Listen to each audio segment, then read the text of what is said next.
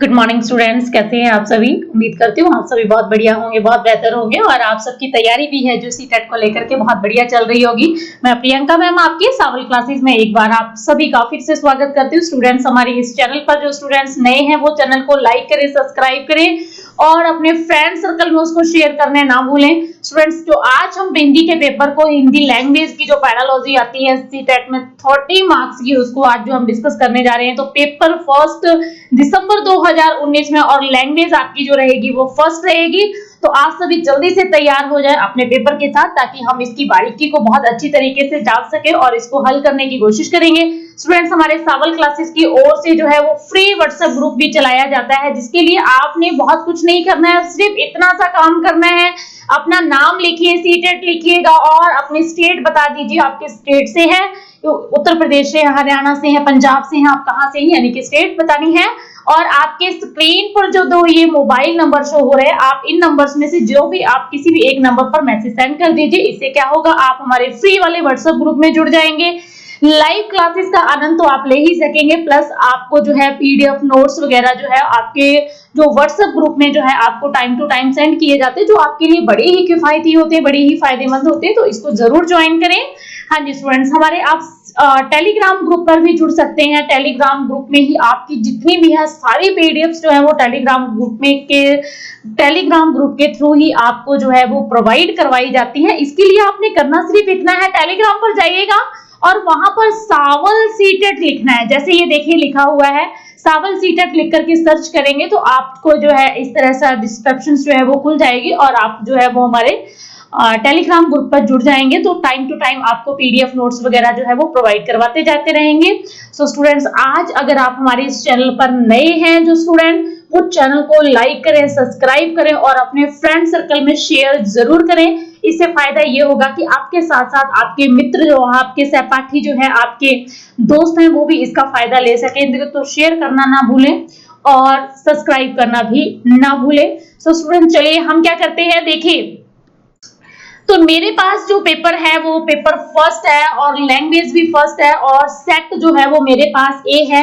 अब हम जो है देख लेते हैं कि सबसे पहले देखिए गद्यांश जो दिया हुआ है, हम इस गद्यांश को बड़े अच्छे तरीके से पढ़ेंगे, क्योंकि गद्यांश अगर आपको पढ़ना अच्छे से आ गया और अगर आपने इसके अच्छे तरीके से अगर हमने प्रश्न करने हैं तो इसको हमें अच्छे से पढ़ना ही पड़ेगा।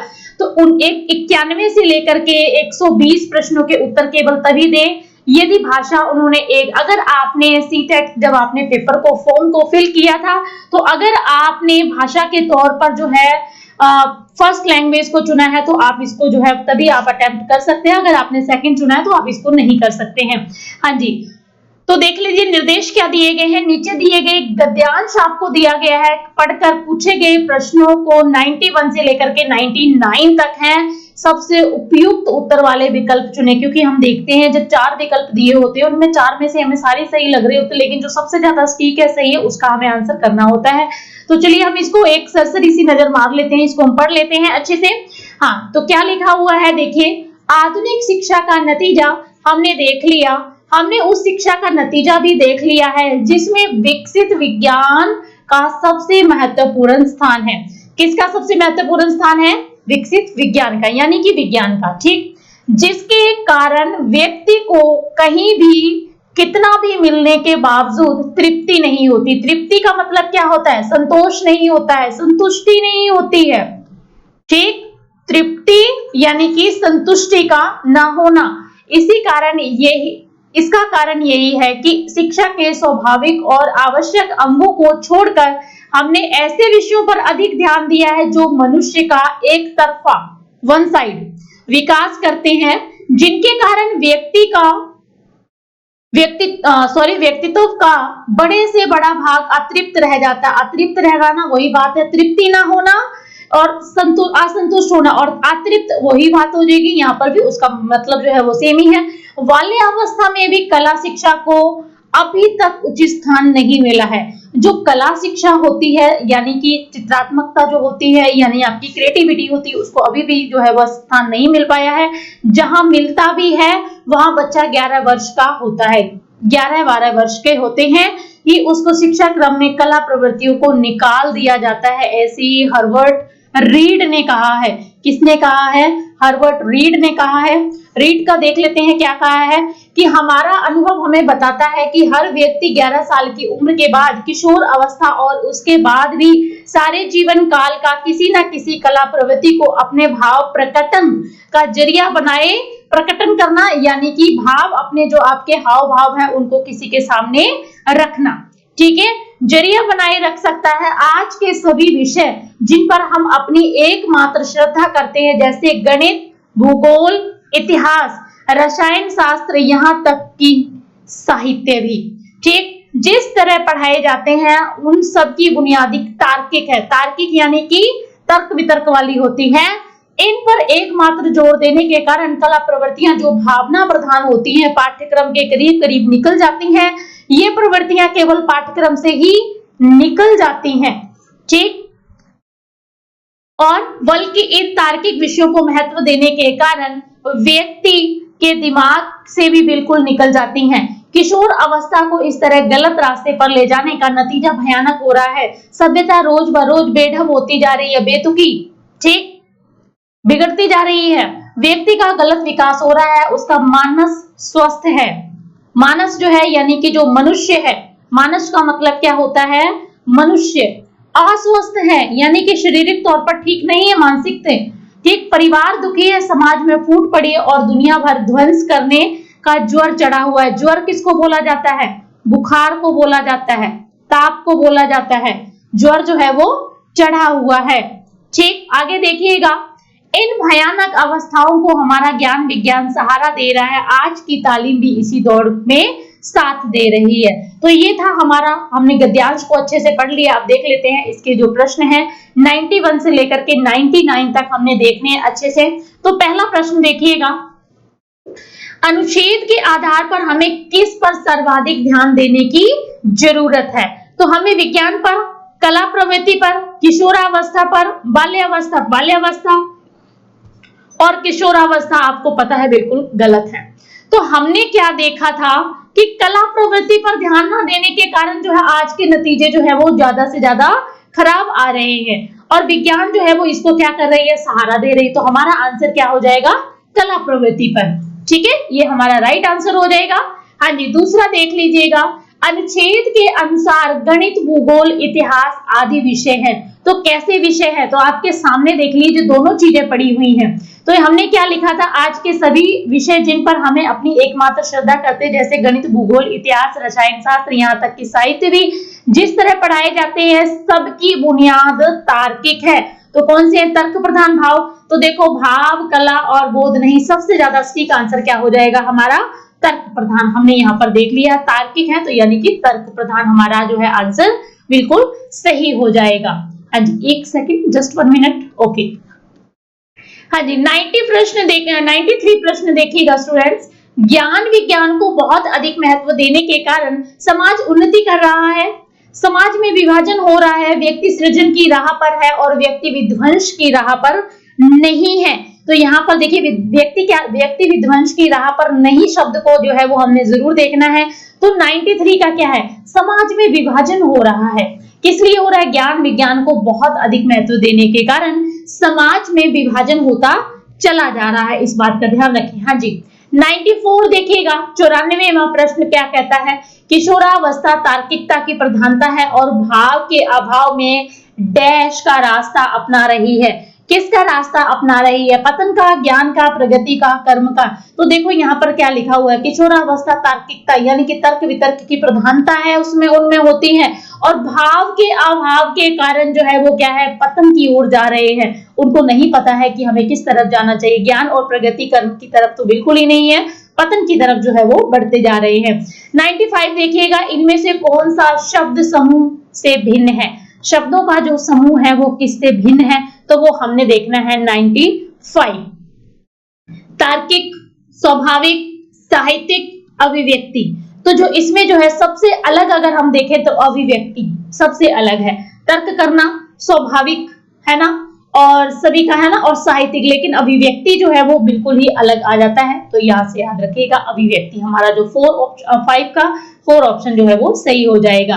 हाँ जी, आज की तालीम भी इसी दौड़ में साथ दे रही है वाक्य में निपात पूछा गया है। तो स्टूडेंट्स देखिएगा कि निपात होता क्या है, निपात किसे कहा जाता है। हिंदी में कुछ ऐसे अवयव होते हैं जो वाक्य में किसी शब्द या पद के बाद लग करके, हिंदी में कहने का भाव क्या, हिंदी में कुछ ऐसे अवयव होते हैं, कुछ ऐसे कैसे अवयव होते हैं। अवयव का मतलब क्या होता है, सबसे पहले अवयव यानी कि शब्द जो क्या करते हैं कि अर्थ विशेष पर बल देते हैं। जो शब्द होते हैं वो क्या करते हैं, अर्थ विशेष पर, ठीक है, अर्थ विशेष पर बल देते हैं, इस बात को ध्यान रखें, ठीक है। अर्थ विशेष पर जब वो बल देते हैं और उन्हें निपात कहा जाता है, जो अर्थ विशेष पर बल देते हैं उन्हें ही क्या कह देते हैं, हम निपात कहते हैं, ठीक है। तो जैसे कि क्या, ही आ जाएगा, भी, तो, है ना, तक, ये सारे के सारे क्या होते हैं, निपात होते हैं। तो 96 का हमारा आंसर क्या हो जाएगा, भी। देखिए किस तरह से आया, जैसे मैंने लिखा कि भी मोहन भी जा रहा है, जैसे मैंने लिखा भी मोहन भी जा रहा है, तो ये जो क्या है, ये निपात है और विशेष बल दे रहा है, विशेष अर्थ का बल दे रहा है, इससे जो है वो हमें पता चल जाता है ये क्या है, निपात है। तो ये जो है हम स्टूडेंट सारे के सारे निपात क्या होते हैं और किसे कहा जाता है, तो इन सारी चीजों को हम क्लास में डिस्कस करेंगे। और पेड ग्रुप जो है वो आपके बहुत ही जल्द जो है वो शुरू होने जा रहे हैं, तो आप जल्दी से जल्दी जो है पेड ग्रुप के रिगार्डिंग कांटेक्ट करें, ताकि हम जो है इन सारी चीजों को जो है क्लास में हम बहुत बेहतर और अच्छी तरीके से इन सभी चीजों को पढ़ेंगे। तो चलिए आगे बढ़ते हैं। विकसित शब्द में प्रत्यय है, कौन सा होगा, सित, इत, त और सत। तो अब बताइएगा कौन सा जो है वो प्रत्यय लगा हुआ है विकसित 97 में, हाँ जी, इत प्रत्यय लगा हुआ है, ठीक, याद रखिएगा विकसित में इत प्रत्यय लगने से क्या बन गया, विकसित बन गया। ई जो होती है वो छोटी की मात्रा से आप समझ गए होंगे अगर आपने पढ़ा है, तो प्रत्यय क्या होते हैं ये और कितने प्रकार के होते हैं, ये सारी चीजें जो है वो आपको क्लास में पढ़ाई जाएंगी। हाँ जी, अनुच्छेद के आधार पर कहा जा सकता है कि आधुनिक शिक्षा का नतीजा सुखद है, दुखद है, औसत है, पता नहीं। तो कैसा है 98 का, बिल्कुल जी दुखद नतीजा आ रहा है। आज अनुच्छेद जो है वो क्या कह रहा है कि आज जो शिक्षा बच्चों को पढ़ाई जा रही है उसका जो नतीजा है वो कैसा हो रहा है, बहुत ही दुखद जो है वो हमारे सामने निकलकर बाहर आ रहा है, ध्यान रखें इस बात का। हाँ जी, अनुच्छेद का आखिरी प्रश्न देखिएगा, आधुनिक शिक्षा में किस विषय को सबसे अधिक महत्व दिया जाता है, कला को, भाषा को, विज्ञान को, इतिहास को। तो 99 का बताइएगा कि किस चीज को सबसे ज्यादा महत्व दिया जाता है, भाई विज्ञान को सबसे ज्यादा महत्व दिया जा रहा है। ये हमने बिल्कुल पढ़ा था इस चीज को कि आज की जो शिक्षा है उसमें सबसे ज्यादा जो है इंपॉर्टेंस है जो है वो किसको दी जा रही है, तो विज्ञान को दी जा रही है, इसको आप भूले ना, याद रखें। आज आगे बढ़ते हैं। अगला जो है वो आपको गद्यांश, पहले जो है गद्यांश था, अब पद्यांश आपको दिया गया है। गद्य और पद्य दो भाग होते हैं, आपको पता ही है, गद्य और पद्य। गद्य अच्छा क्या होता है, ये सारी जो है गद्य क्या होता है, कितने प्रकार का होता है, किस तरह से इसको बांटा गया है, ये सारी चीजें हम क्लास में पढ़ेंगे स्टूडेंट्स। तो पेड ग्रुप में जो है ये सारी चीजें आपको पूरी डिटेल से करवाई जाती हैं। इसमें आ जाते हैं सारे के सारी कहानी, नाटक, निबंध, है ना, नाटक, निबंध वगैरह जो है वो सारे के सारे इसमें आ जाते हैं, तो ध्यान रखें इसका। और पद्य में सारे के सारे क्या है, कविता भाग आ जाता है, इस बात का याद रखिएगा। कविता भाग यानी कि पोइट्री पार्ट जो है वो सारा होता है। आगे जो है इसके भेद वगैरह है वो सारी चीजें हम करेंगे। तो देखिएगा दूसरा, निम्नलिखित काव्यांश को पढ़कर काव्य भी बोल दिया जाता है। पढ़ करके पूछे गए प्रश्न जो 100 से लेकर के 105 तक सबसे उपयुक्त उत्तर वाले विकल्प चुने। तो देख लेते हैं क्या क्या आ गया है। साकार दिव्य गौरव विराट, पौरुष के पूंजीभूत ज्वाल, मेरी जननी के हिम किरीट, मेरे भारत के दिव्य भाल, मेरे नगपति मेरे विशाल, युग युग अजय निर्बध मुक्त, युग युग गणवेत्रो नित्य महान, निस्सीम व्योम में तान रहे, युग में किस महिमा का वितान। कैसी अखंड यह चिर समाधि, क्या बोला जा रहा है? कैसी अखंडीय चिर समाधि यतिवर कैसा यह अमर ध्यान, तू महाशून्य में खोज रहा किस जटिल समस्या का निदान, उलझन का कैसा विषम जाल मेरे नगपति मेरे विशाल। तो देखिएगा ये जो किस तरह से इसको जो है हमने हल करना है, कैसे करना है, इसको किस तरह से हमने व्याख्या करनी है। तो पेपर अभी डिस्कशन चल रहा है इसलिए इसको इतना ज्यादा लंबा, बहुत ज्यादा लंबा हो जाएगा अगर हम एक एक लाइन की व्याख्या वगैरह करने पे आ जाएंगे। तो स्टूडेंट्स ये जो है आपको क्लास में करवाया जाएगा। तो जब आप क्लास में आएंगे तो आपको जो है इसको किस तरह से इसको सॉल्व करना होता है, कैसे इसके अर्थ वगैरह समझने होते हैं, वो सारी चीजें आपको क्लास में करवाई जाती हैं। हाँ जी, नगपति का विग्रह और समास होगा। तो 101 प्रश्न का आप सभी जवाब करेंगे कि नगपति का क्या होगा। रत्नों, नग का पति यानी कि रत्नों का पति तत्पुरुष समास होगा। नगों, पर्वतों का पति जो है उस कर्मधारय समास होगा। नगों पर्वतों का पति तत्पुरुष हो जाएगा।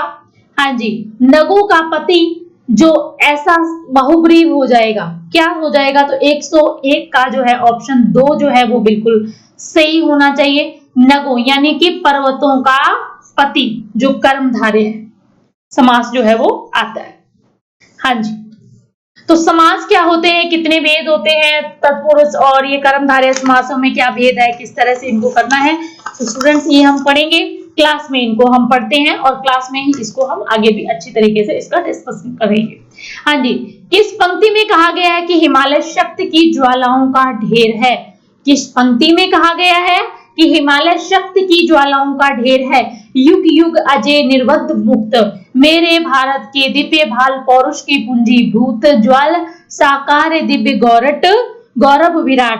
तो बताइएगा, तो देखिए पौरुष के पूंजी भूत ज्वाल यानी कि 102 का 3 आंसर जो है वो बिल्कुल सही है। इसमें हिमालय की शक्ति के ज्वालाओं का ढेर जो है वो कहा गया है। हाँ जी, आगे देखिएगा, जिसे जीता ना जा सके उसके लिए कविता में कौन सा शब्द प्रयुक्त हुआ है? जिसे जीता ना जा सके, आप क्या पढ़ते हैं वो नहीं, आपने बताना है कि कविता में कौन सा शब्द प्रयोग हुआ है। ठीक, कविता में प्रयोग शब्द का आपने बताना है, जानकारी देनी है, आंसर करना है कविता के अनुसार, ना कि आप अपने अनुसार करेंगे। ठीक, कविता में, तो कविता में किस शब्द का प्रयोग हुआ है? तो 104 का आंसर अगर हम देखें, अजय का, अखंड का, अमर का, दिव्य का, तो अजय शब्द को जो है जिसे जीता ना जा सके, अजय को जो है कविता में जो है क्या बोला, अजय का मतलब भी यही होता है कि जिसको जीता ना जा सके उसे ही अजय कहा जाता है। हाँ जी, 104 प्रश्न देखिएगा, निसीम शब्द में कौन सी संधि है? स्वर संधि है, व्यंजन है, विसर्ग है, दीर्घ है। तो बताइएगा 104 का आंसर करेंगे आप सभी, कौन सी संधि है? निसीम, तो स्वर नहीं है भाई, तो 104 का जो है वो तीसरा यानी कि विसर्ग संधि आ जाती है। आप और संधि क्या होती है, संधि के भेद कितने हैं, विसर्ग संधि का हमें कैसे पता चलेगा, कौन किस शब्द में कौन सी संधि है, तो संधियां भी है जो है वो हम क्लास में ही पढ़ेंगे स्टूडेंट्स। और जिन स्टूडेंट्स ने क्लास में लगाई है, जिन्होंने पढ़ा है, उनके लिए जो है ये पेपर बहुत ही इजी हो जाता है। हिमालय का यतिवर कह करके संबोधित किया गया है क्योंकि वह भारत का प्रहरी है, पर्वतों का स्वामी है, समाधि में लीन है, समस्या का हल ढूंढ रहा है। तो यानी कि किसके लिए? क्योंकि वह क्या कर रहा है, समस्या का हल ढूंढ रहा है, इसलिए जो है इसको यतिवर जो है वो कहा गया है। स्टूडेंट्स, हमारे सवाल क्लासेस की ओर से जो है आप ज्वाइन कर सकते हैं पेड ग्रुप्स को। पेड ग्रुप कुछ इस तरह से है, पेपर फर्स्ट जो इसमें ईटीटी, पेपर सेकंड एसएसटी है और पेपर सेकंड का ही है जो मैथ साइंस कॉम्बिनेशन है, उसकी भी अलग से जो है वो तैयारी करवाई जाती है। लिमिटेड शीट्स हैं, तो जितनी जल्दी हो सके इसको बुक करवाएं और जितनी जल्दी हो सके मैं आपको यही सजेस्ट करूंगी कि जल्दी से जल्दी आप जुड़े, ताकि क्या है आप अपनी बेहतर और अच्छी तैयारी कर सके। और इससे जुड़ने के लिए, इसके पेड ग्रुप से रिलेटेड आपको इन्फॉर्मेशन के लिए आपकी स्क्रीन पर जो ये 2 मोबाइल नंबर शो हो रहे हैं, 9551700092, 9551700093, आप इन नंबर्स पर कांटेक्ट कर सकते हैं और अपनी पेड ग्रुप से रिलेटेड, अपने सब्जेक्ट से रिलेटेड और अपने कोर्स से रिलेटेड यानी कि आप हर तरह की जो जानकारी है वो प्राप्त कर सकते हैं। तो जल्दी से जल्दी जुड़िए इससे और अपने जो है तैयारी को बेहतर बनाइए। हाँ जी, अगला देखिएगा, आगे जो है वो आपके अलग से जो है जो प्रश्न आते हैं वो शुरू हो गए हैं अब। हाँ जी, नीचे दिए गए प्रश्नों क्या लिखा हुआ है कि नीचे दिए गए प्रश्नों में सबसे उचित विकल्प का चयन करें। तो ये आपने खुद सोच समझकर अपना जो है वो देखना है। अगर आपने अच्छी से तैयारी की हुई है तो देखिएगा, प्राथमिक स्तर पर बच्चों की भाषा का आंकलन करने का उद्देश्य है।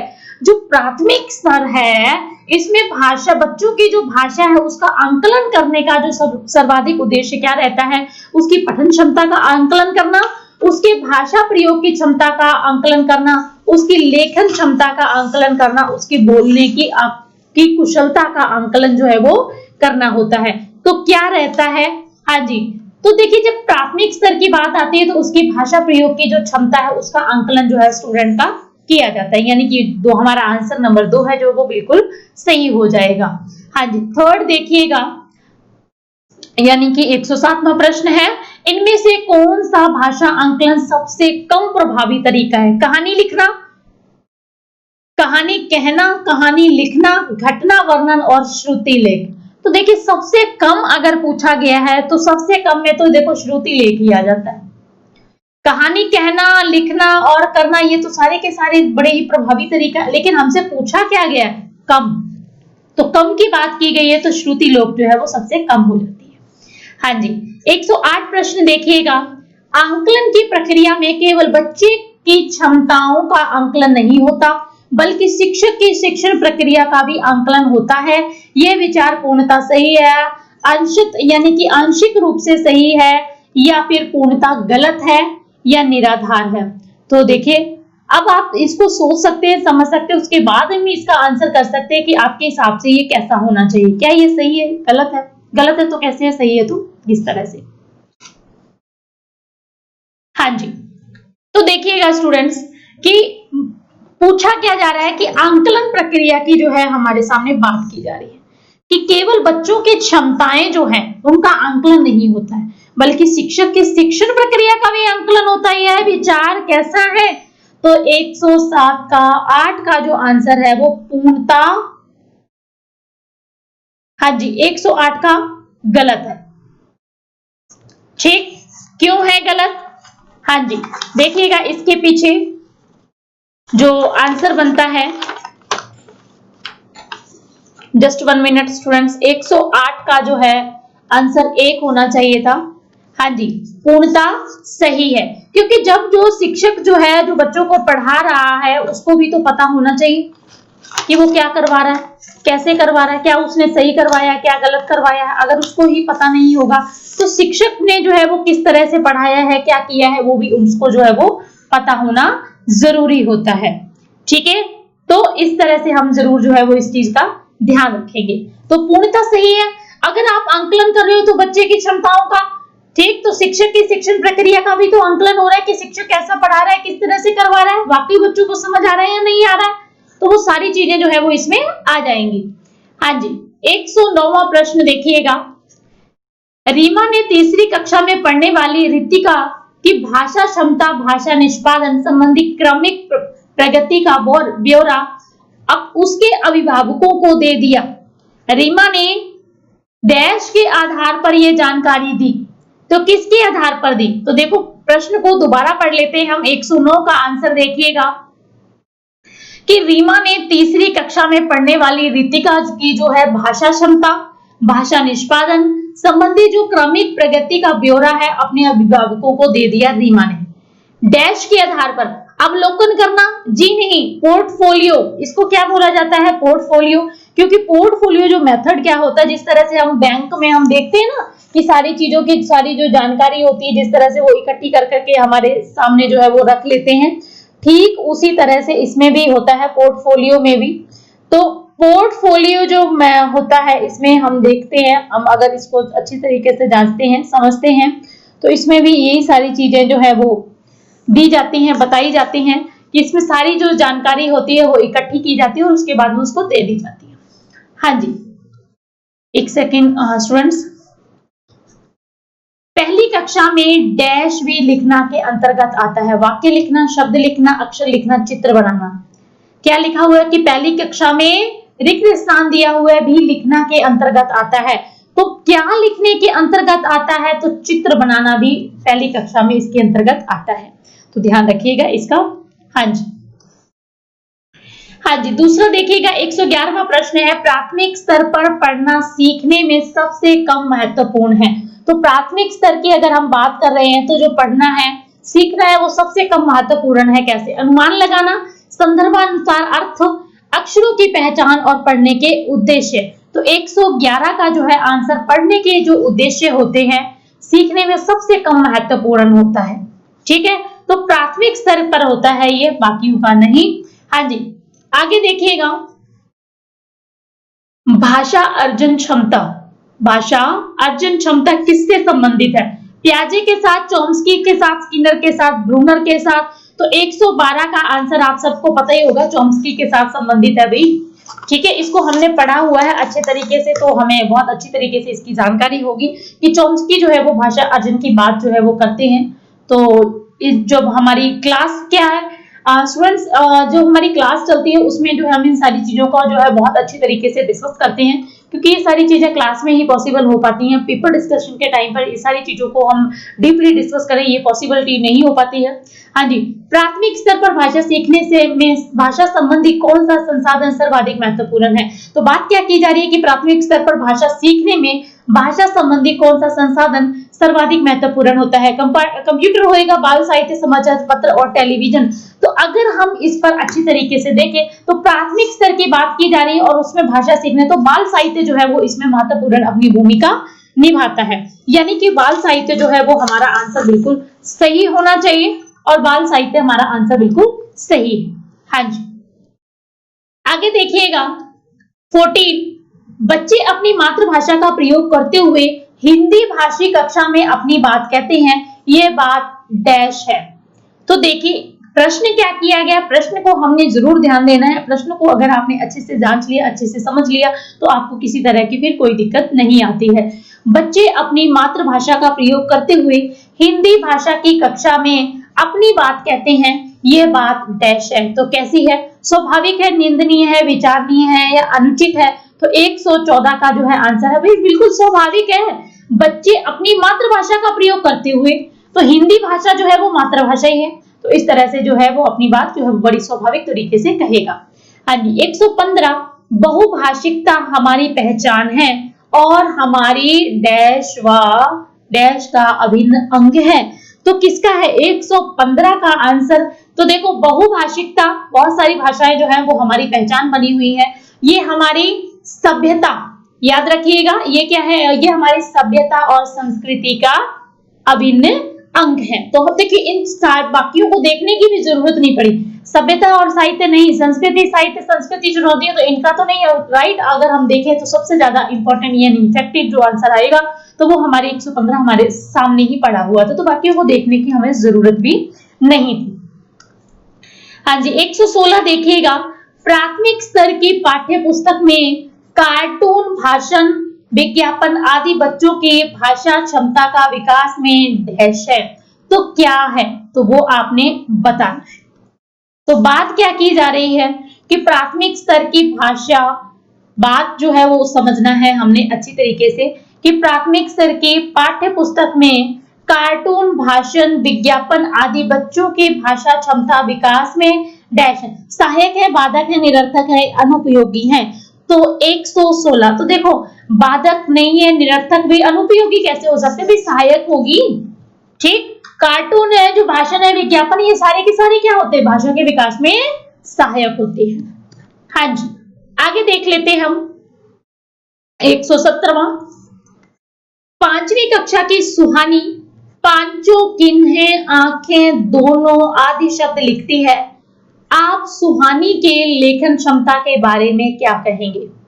बड़ी अच्छी चीज है और समझने वाली बात क्या है 117 का, तो देखिएगा बात क्या की जा रही है आपके सामने कि 5वीं कक्षा की जो सुहानी है वो पांचों किन्हें आंखों दोनों आदि शब्द लिखती हो, आप सुहानी की लेखन क्षमता का क्या कहेंगे? ठीक, वह अनुनासिक चिन्ह का प्रयोग बिल्कुल नहीं जानती है, गलत हो जाएगा। वह अनुनासिक चिन्ह के प्रयोग के प्रति सजग है, नहीं जी। वह अनुनासिक चिन्ह के प्रयोग प्रति लापरवाह है, नहीं जी, ये थोड़ा बहुत ठीक हो सकता था। वह अनुनासिक चिन्ह के नियम का अति सामान्यीकरण करती है, ये जो है हमारा आंसर बिल्कुल सही हो जाता है। आज 118 देखते हैं क्या है कि विद्यालय में भाषण शिक्षण के लिए कोई कार्यक्रम शुरू करते समय सबसे महत्वपूर्ण है। तो प्रश्न को दोबारा फिर ध्यान देना कि विद्यालय में भाषा शिक्षण के लिए कोई कार्यक्रम शुरू करते समय सबसे महत्वपूर्ण है क्या है? बच्चों की लिखित क्षमता को पहचानना, बच्चे की सहज भाषाई क्षमता को पहचानना, बच्चे की सहज मौखिक अभिव्यक्ति को पहचानना, बच्चों के पठन क्षमता को पहचानना। तो क्या होगा? तो राइट आंसर जो है वो हमारा 2 होना चाहिए कि बच्चे की सहज भाषाई क्षमता को पहचानना जो है वो हमारे लिए ज्यादा इंपॉर्टेंट होगा। ठीक, क्योंकि भाषा शिक्षण के लिए तो फिर क्या बच्चों को सहज भाषा तो क्षमता का पहचानना जरूरी है। हाँ जी, 119 देखिएगा कि कई बार बच्चे स्कूल जाते हैं तो 2 या 3 भाषाओं को डैश और बोलने की क्षमता से लैस होते हैं, पढ़ने लिखने रटने और समझने। तो भाई जो बच्चे स्कूल जाते हैं तो वो क्या 2 से 3 भाषा, बच्चे बहुत सारे बच्चे संपर्क में आते हैं, बच्चे किसी भी भाषा तो बोलने की क्षमता में लैस होते भी समझने की। ठीक, 2 से 3 बच्चों जो भाषाएं होते हैं वो बच्चे बड़ी आसानी से समझ सकते हैं और उनको समझते भी हैं। हाँ जी, किसी विषय को सीखने का मतलब है कि उसकी डैश को सीखना और उसकी डैश को सीखना। तो किसको सीखना? अवधारणाओं को, विषय वस्तु को, विषय वस्तु उपयोगी तो यहाँ पे गलत हो जाएगा ना, अवधारणाओं को, शब्दावली को, शब्दावली या विषय को।